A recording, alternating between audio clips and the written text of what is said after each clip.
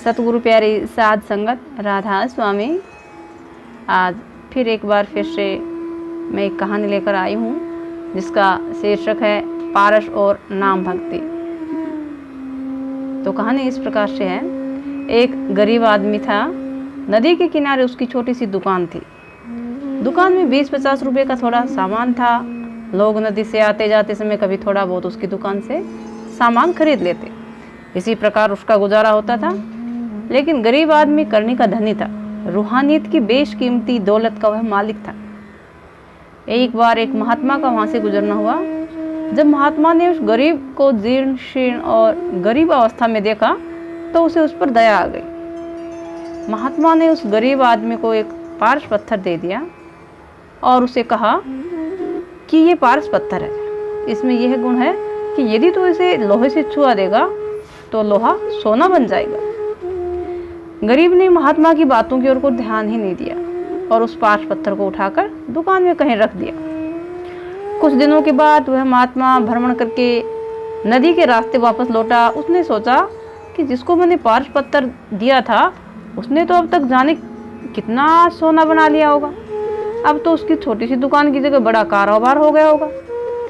लेकिन जब महात्मा ने नदी किनारे आकर देखा तो उस गरीब की तो वही फटेहाल अवस्था थी।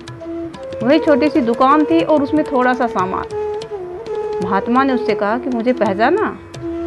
गरीब ने कहा कि यहाँ से रोजाना आप जैसे कई महात्मा गुजरते हैं, मैंने आपको नहीं पहचाना।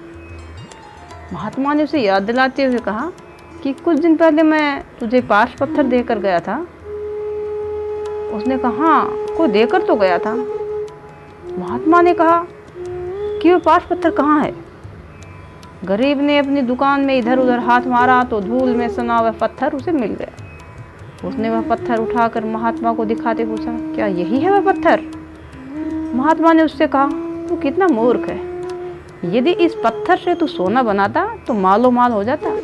तुझे इसकी कोई कदर ही नहीं है कि ये क्या वस्तु है। अब गरीब आदमी ने उससे पूछा, महात्मा जी सोने का फिर क्या होता?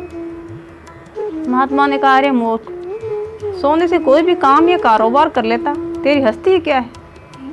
गरीब आदमी ने कहा, महात्मा जी भक्तों के सोना किस काम का? मेरे पास तो मालिक की वह दौलत है जो कभी खत्म नहीं होती और जिसे खर्च करने से वह दिन दुगुनी और रात चौगुनी बढ़ती ही जाती है। उसने महात्मा से पूछा, बताइए आपको कितना सोना चाहिए? महात्मा ने घमंड से कहा कि मूर्ख आदमी, तू कहाँ से सोना देगा? तू खुद फटे हाल है, तेरे खाने के तो लाले पड़े। उसने एक छड़ी उठाई और अपने वजन तोलने की बाट पर दे मारी और बोला कि सोने का हो जा। बाट सोने का हो गया।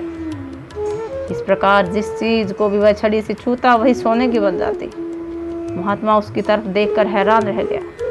अब गरीब आदमी ने महात्मा से कहा, महात्मा जी जिसकी जुबान में सोना है, जिसकी दृष्टि में सोना है, जिसके विचार और ख्यालात में सोना है, उसको किस चीज़ की जरूरत नहीं होती रहती।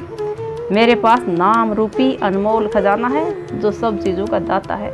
उसके आगे ये पारस पत्थर क्या मायने रखता है। महात्मा की गर्दन शर्म से झुक गई।